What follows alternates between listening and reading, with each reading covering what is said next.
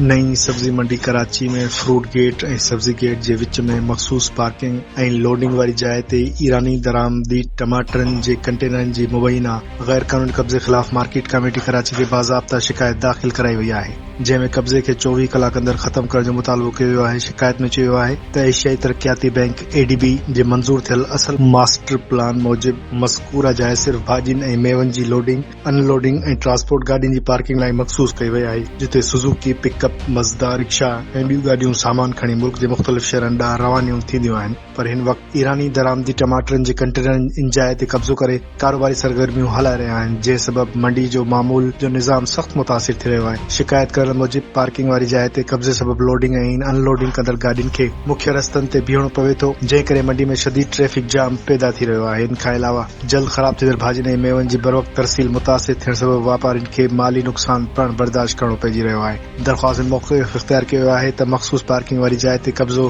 ADB जे मंज़ूर थियल master plan market committee जे ज़ाब्तनि ऐं सरकारी मिल्कियत जे इस्तेमाल बाबति क़ानून जी खुलियल भञकड़ी आहे। शिकायत कंदड़नि मार्केट कमेटी कराची खां मुतालबो कयो आहे त ख़त वसूल थियण खां 24 कलाक अंदर सभिनी गैर कानूनी कंटेनर हटाए मख़सूस पार्किंग वारी जाइ खे असल हालत में बहाल कयो वञे। दरख़्वास्त में ख़बरदार कयो वियो आहे त जेकॾहिं मुक़ररा मुदे अंदर कब्ज़े जो ख़ात्मो न कयो वियो त मार्केट कमेटी ऐं कब्ज़े कंदड़ ख़िलाफ़ Sindh local government act 2013 Pakistan penal code जे लाॻापियल दफ़ात ऐं ॿियनि लागू क़ानून तहत क़ानूनी कार्रवाई कई वेंदी।